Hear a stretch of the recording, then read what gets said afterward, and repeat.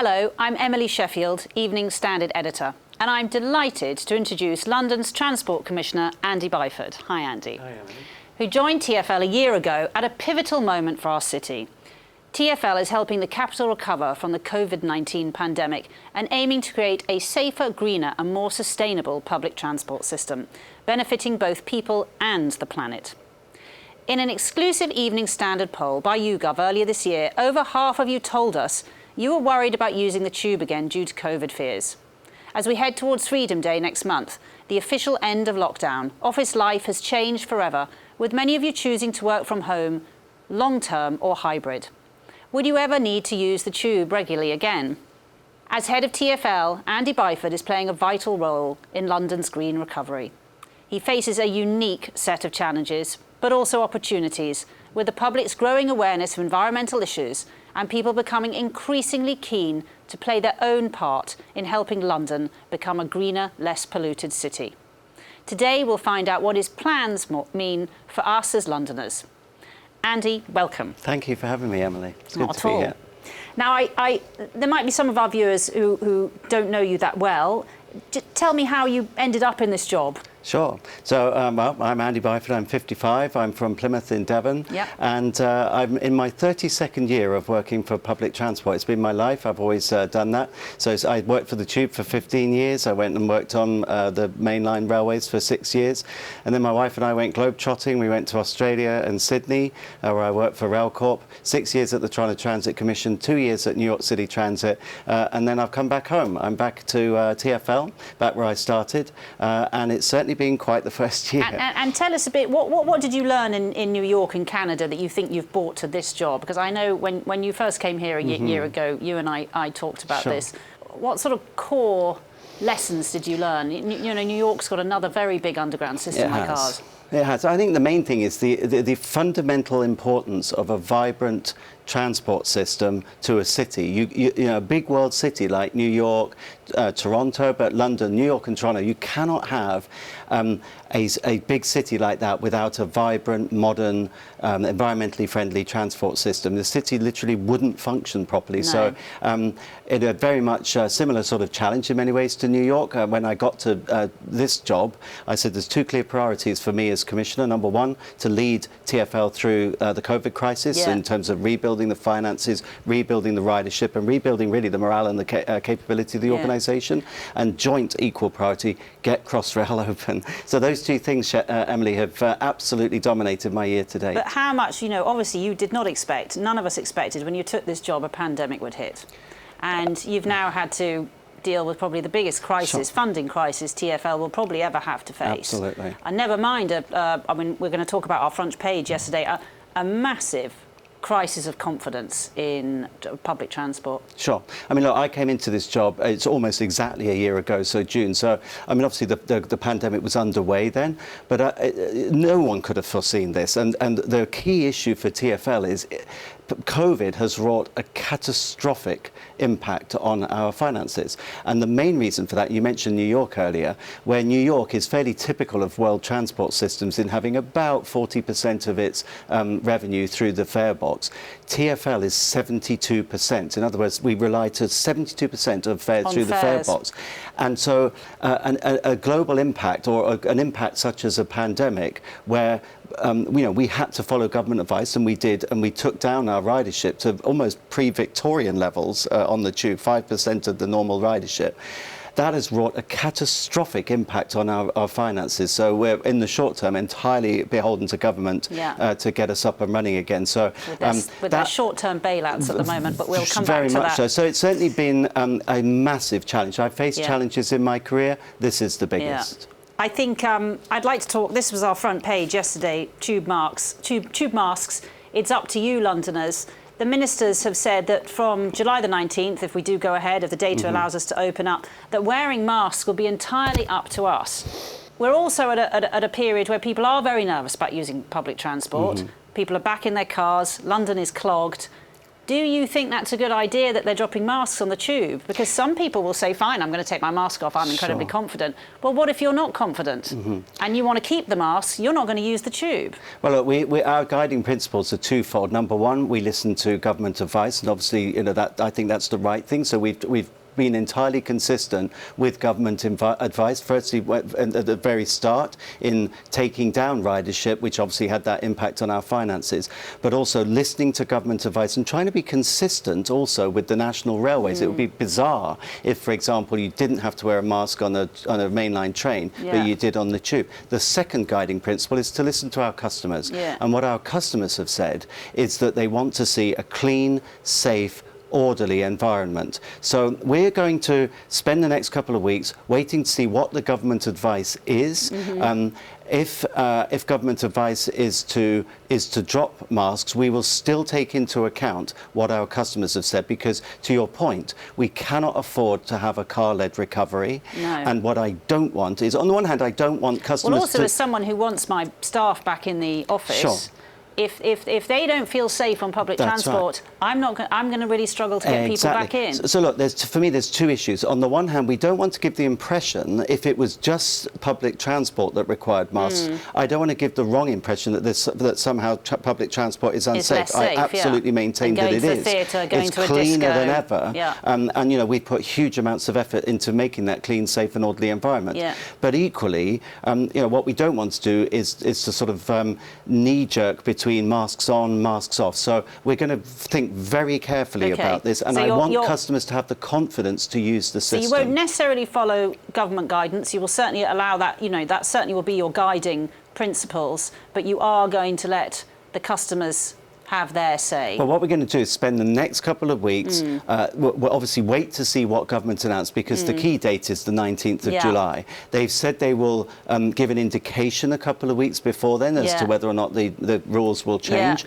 But for me, it's getting the balance right between, on the one hand, not sending the wrong message that it's unsafe, because it isn't, but I want customers to have confidence in using public transport, because that's to the city's benefit. We can't afford to let everyone get into their cars. One can understand, as someone I've used, I love the Underground. I don't drive around London. I cycle and I use the Underground and the buses. But there are moments in the morning, certainly when I used to commute in, I cycle in now, you are jammed up against people.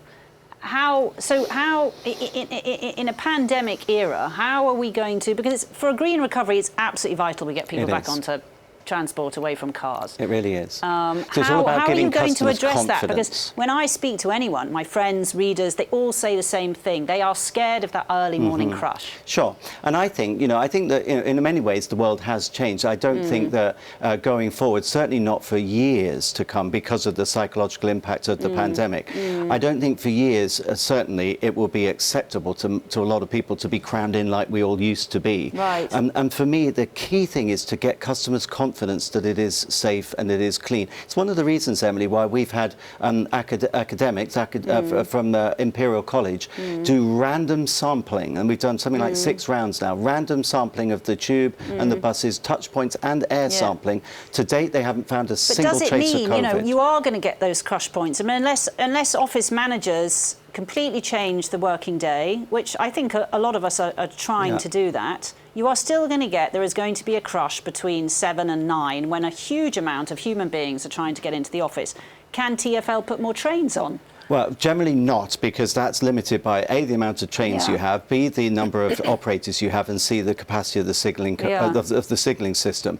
But we are running to the maximum, and the reason we're running maximum service, and people have questioned it and said, why are you doing that? It's a waste of money. There's not so many people travelling. It's so that we can maintain social distancing. So what we've been doing is a massive campaign with with businesses, with schools, with construction companies, trying to get people to stagger their journeys. We've launched the TfL Go app. That gives you granular information down to a local station when are the less busy times. So we ask people to stagger their journeys. So we should really encourage people to download the TfL app. Sure, it's really good. I'm really impressed with it. That is something I will send out to all my staff too, because I want them to feel confident. Definitely. Now, London Mayor Sadiq Khan said he was looking forward to working with you and building a greener city when you joined TfL.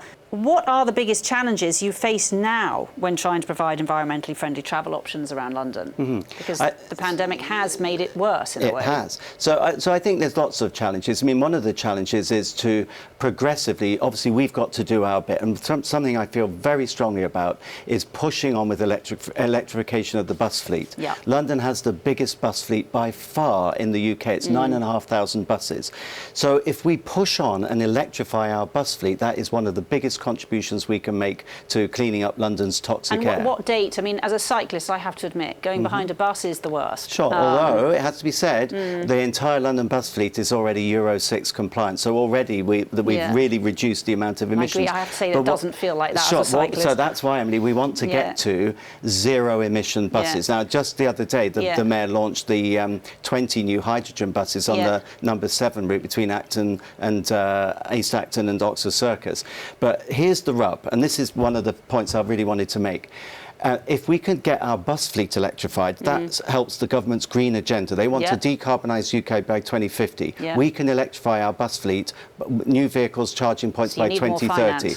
By doing that, electrifying the bus fleet, that helps the environmental agenda. It helps the levelling up agenda. Why? Because those buses are built up north in Scotland, in Northern Ireland. And number 3, of course, that helps creating jobs. What is the bill to electrify all the buses in London? It won't be cheap. You know, you're talking hundreds of millions of pounds, maybe up to £1 billion. But to me, that's how you fast forward the environmental piece, and not just for London, for the whole of the UK. Want it for if you were manufacturing, cities. let me just say this point, Emily. If you run a bus company, let's just say in Falkirk or somewhere, you're not going to set up a production line for a small city of like 100 buses. No. You will for London. You will for London. And if you do or for Manchester, London, or Leeds. yeah, sure. But my point is, if you do for London, you then the rest of the UK can follow. That is a job creator. That is an environmental improvement. That's levelling up. So that's the pitch we're making to government. You're going to have to get Rishi Sunak to write another cheque, though. But that's the premise. That's our entire financial sustainability plan, our ask of government's not a begging bowl. We need to be more sophisticated than that. It fits in with what they're trying to say at COP26. We're playing back to you, government, what you want. We can be part of the solution. We're not the problem. What incentives are you providing to encourage more people to buy electric cars? And how will you manage, I mean, and this is very important, the volume of new charging stations needed? Sure. Well, the key for electric cars is you've got to make it easy. So we had a target last year of installing 300 rapid electric charging points around London, and we delivered on that promise. We delivered 300 extra. And that's in addition to the something like 4,000 such charging points there are across the city already. But we've got a lot of flats with no access to... I mean, I live in a big area where there's only 2 electric charging points near me. We need a lot more. That's not a simple thing to roll out, is it? So a number of things. Increase the number of charging points, and I have heard it suggested that maybe even on lamp standards you could attach charging paraphernalia. So you've got to make it easy. You've got to encourage people to convert to electric. So things like the ULEX, the ultra low emission zone. If you're driving an electric car, you don't pay a penny. If you're running an old gas guzzler, you will pay because you are. But electric cars for a lot of people are still financially out of their reach. They are. Which brings me to my other point. How we know that you've got to switch out your diesel car by October. A lot of the financial benefits that were given are now gone.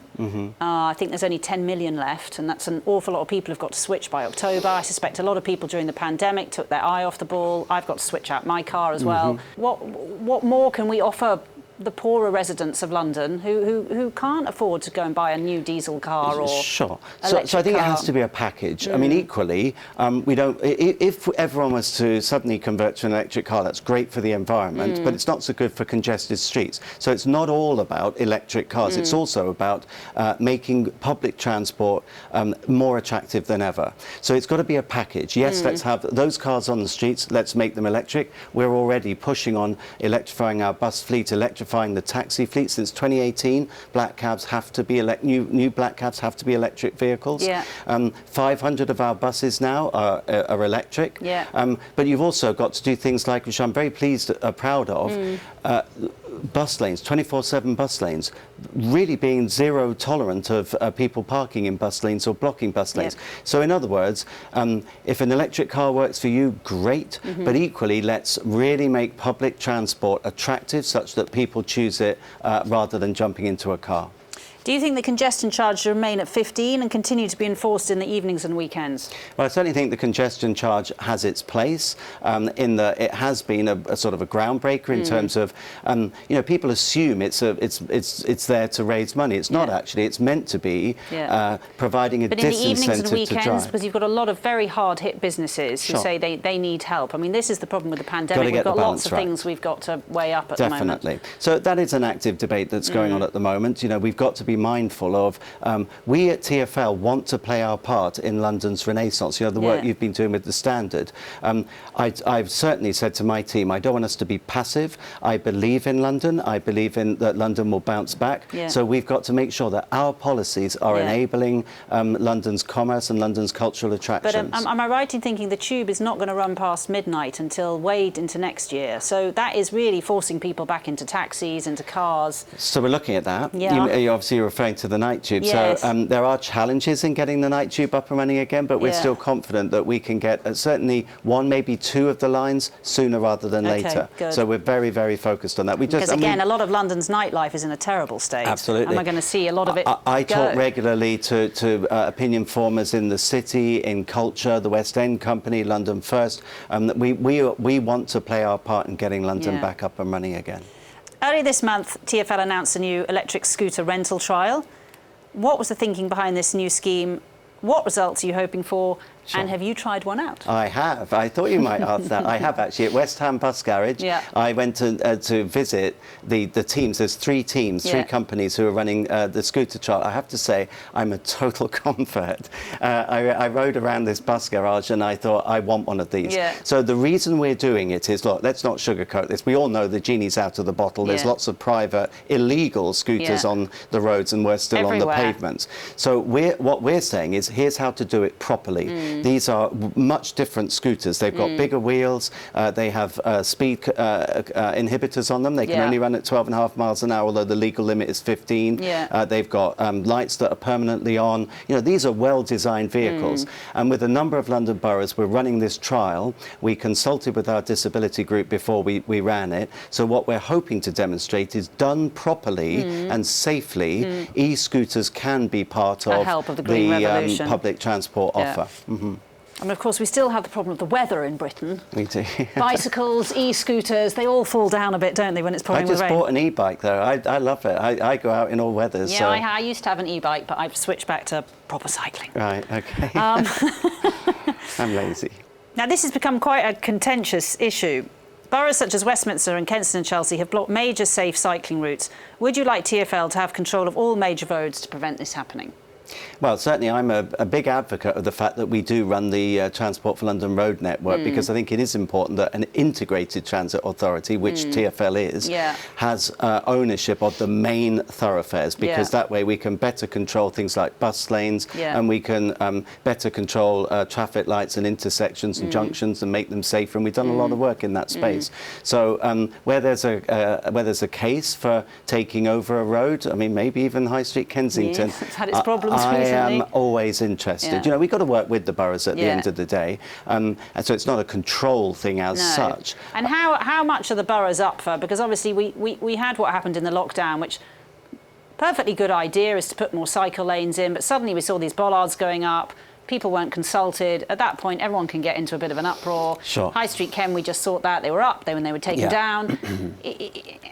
How much are you working on trying to get all the councils to talk and work together so that London moves Definitely. Well, that's what it's about. As one, rather than feeling that it really doesn't. Well, that's what it's about. Our job is to enable London to move, but we can only do that by working with the boroughs. So look, in the first instance, we were given funding to share with the boroughs, at very short notice, with a direction from government.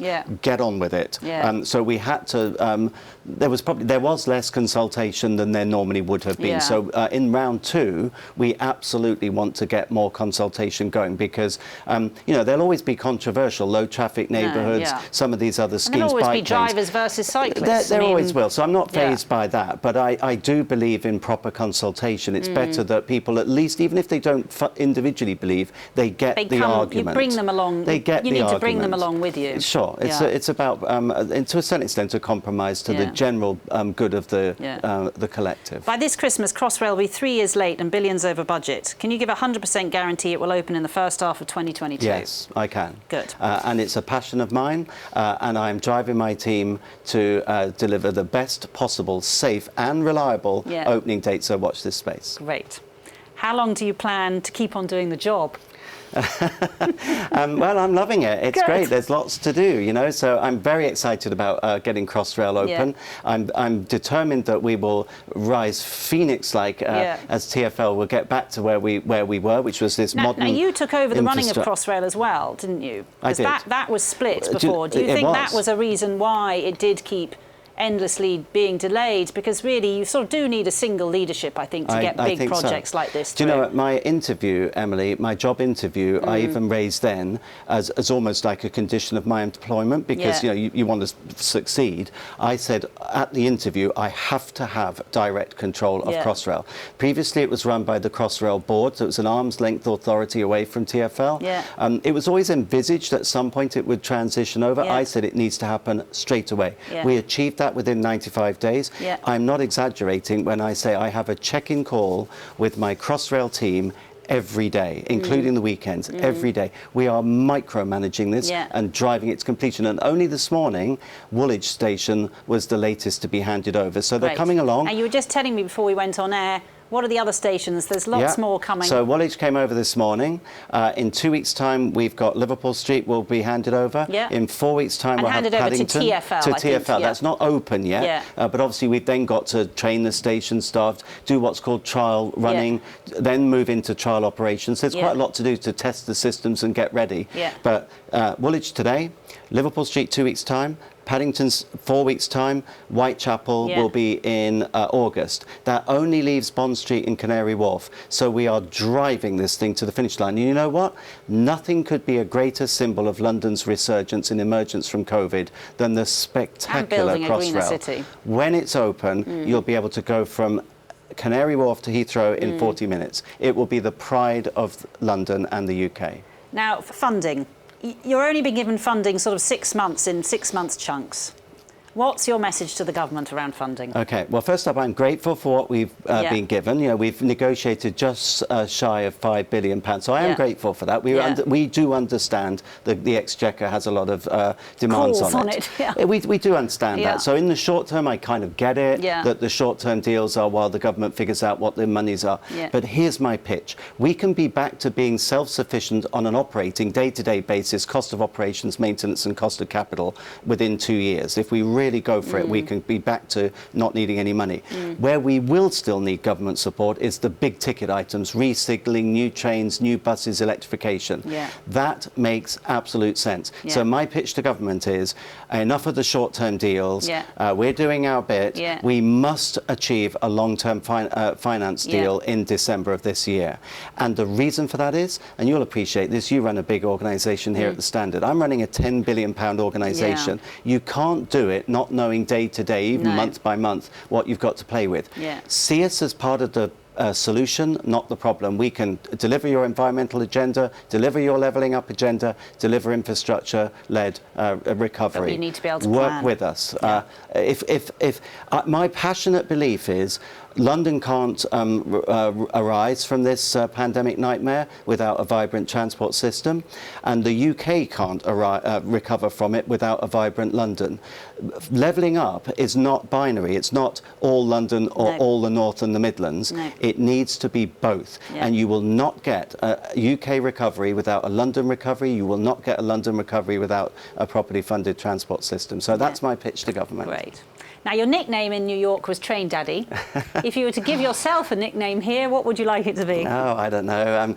Train Daddy was a lot of fun. I still to this day don't know who came up with that. And you know, it's a bit of fun. My friends all teased me about it. So I'm just a transport guy, I guess. And I've done this for 32 years. It's still a passion of mine. I've never owned a car in my life. I don't even have a driving license. This is what I do. But this, you know, I like serving the public. I like knowing that part of my job is we moved people to work and we got them home safely from work. That gives me huge job satisfaction. Great. Andy, thank you so much for joining us when you're so busy, and we're delighted you're here helping sort out our transport at such a difficult time. And thank you very much. Thank you, Emily. And ride safely on that e-scooter. Of course.